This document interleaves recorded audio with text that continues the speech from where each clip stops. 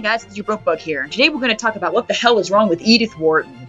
Apart from being pictured in luxurious furs and poofy hairstyles, Edith Wharton is known for writing books that are littered with cheerful themes like adultery, societal hypocrisy, and disappointed dreams.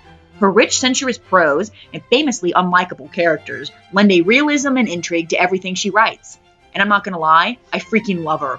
And obviously I'm not alone, seeing that she is a Pulitzer Prize winner and probably one of the most famous women writers of the 20th century. But there are just as many people who don't like her, and if they're going to hate on anything, it's on a seemingly harmless-looking novella called Edith Frome.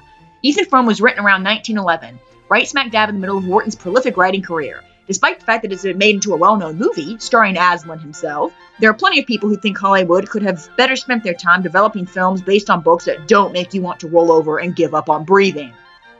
Without giving too much away, I'll summarize the plot for you here.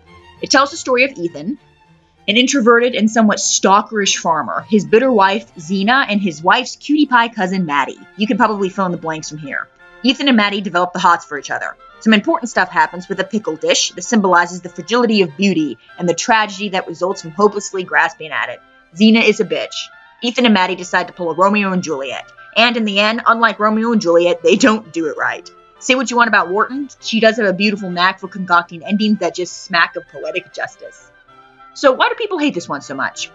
Well, part of it might be because this is the one Wharton book a lot of people are made to read in school. So it's the first exposure they have to her work, and for many people, they just can't get beyond the fact that it's really damn depressing. Which I get it. That's totally fine. In fact, I agree that after a while, Ethy seems needy and insecure, Maddie's youthful naivete is just annoying, and Zena's stinginess is overdone and cliche. She's like every other bitter housewife we've ever encountered in literature before. Nobody is likable, it ends poorly, and you're left feeling the way you feel after squatting on the toilet for 15 minutes. All built up and nothing for your efforts but a big, disappointing anticlimax. But isn't that the point? Wharton doesn't really pretend to do otherwise. She's always pretty upfront with the fact that she's showing you unhappy, unlikable people living unhappy lives. Once you realize that she isn't trying to make you like these people, you take more of an interest in what she may be trying to show you through them. Because when you look at them, you realize they have the same flaws, vices, passions, and struggles that you do. Edith Frome shows how empty passion really leaves you. In the end, Ethan and Maddie do get to be together, but it's in a tragic way, stripped of the rosy glow of their infatuation. Wharton's literature never tries to show you a happy tale or characters that inspire your noblest inspirations.